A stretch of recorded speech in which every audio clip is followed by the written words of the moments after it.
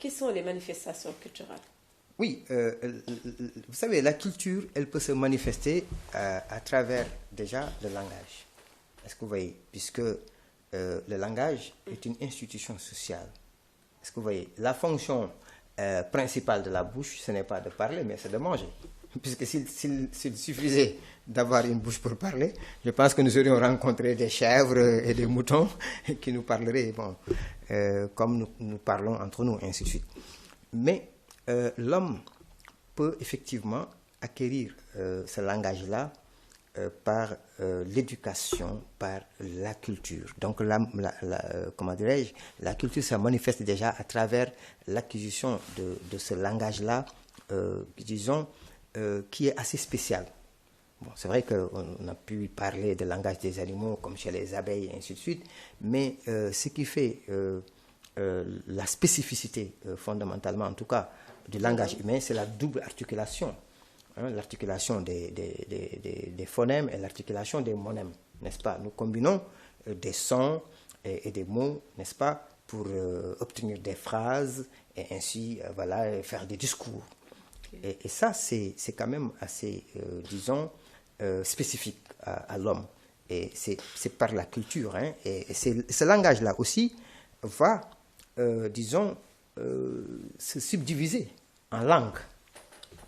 Vous voyez, c'est la langue maintenant. Si le langage peut servir de communication et d'être justement l'instrument par lequel les gens désignent les objets de ce monde, la langue maintenant, elle est spécifique à une culture. Donc chaque communauté peut avoir une langue qui lui est propre. Okay. Vous voyez. Maintenant, souvent, on peut poser, en parlant du langage, le problème de son rapport à la pensée.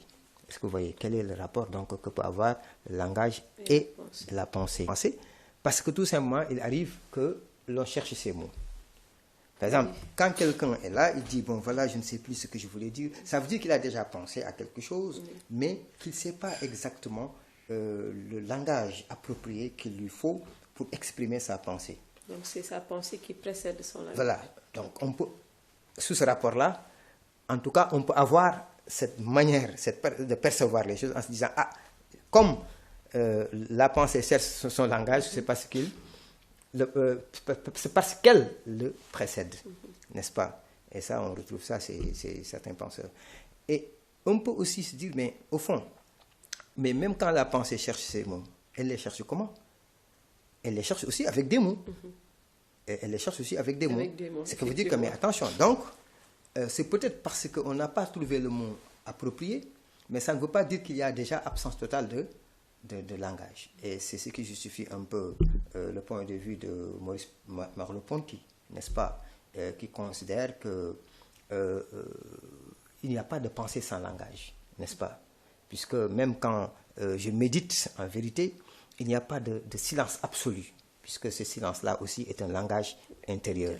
Et que de ce point de vue, bon, c'est une théorie qui consiste à considérer que la pensée ne peut pas se passer du langage.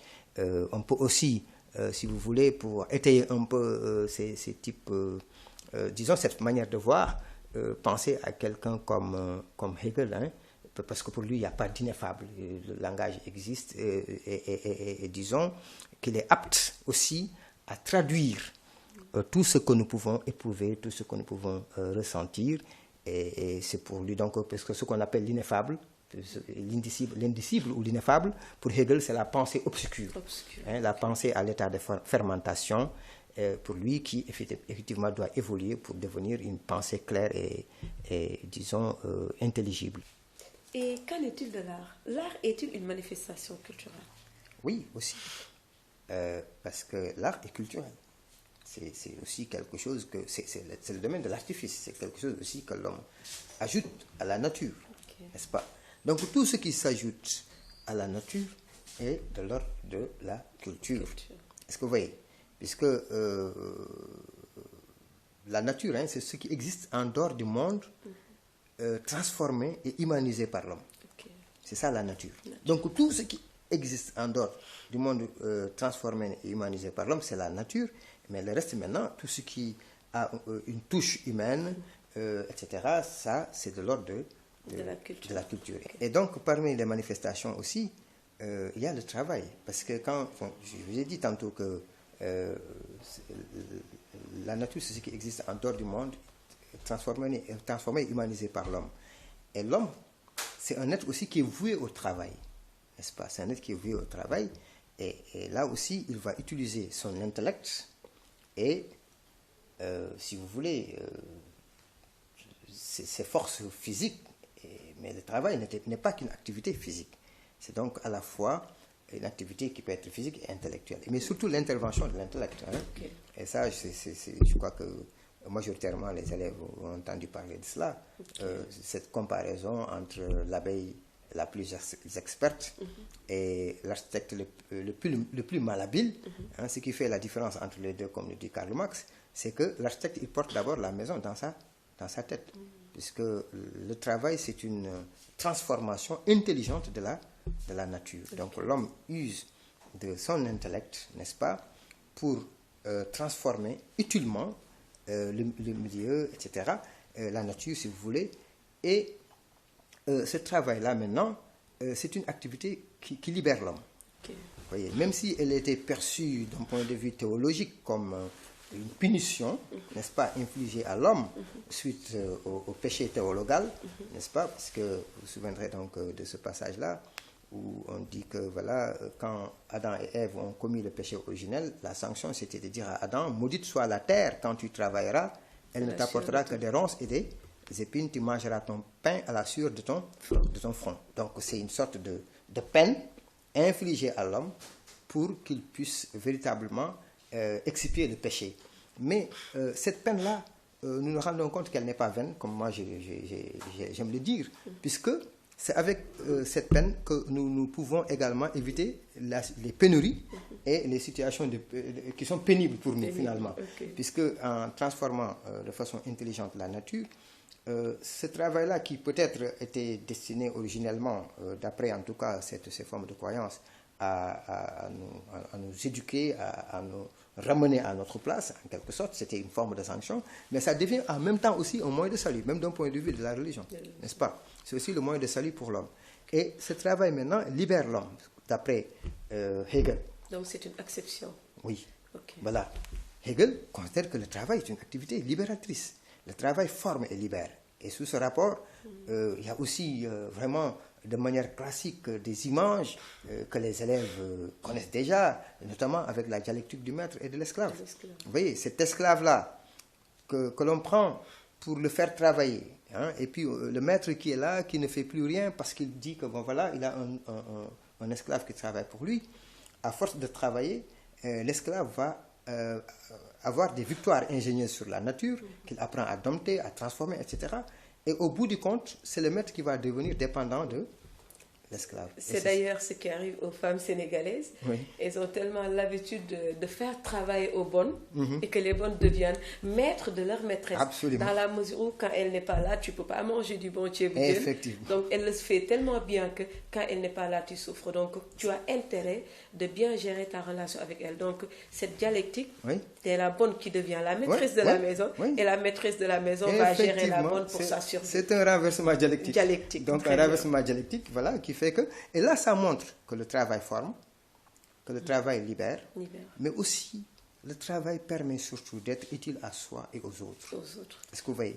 Et le caractère libérateur du travail, puisque quand on parle de liberté, ce n'est pas seulement le thème de la liberté, etc., mais à travers le travail aussi, il est possible de parler justement de la liberté, puisque l'homme se libère déjà des contraintes de la nature par le travail, mais au-delà des contraintes de la nature, le fait, par exemple, pour l'homme, de dépasser les besoins organiques et vitaux.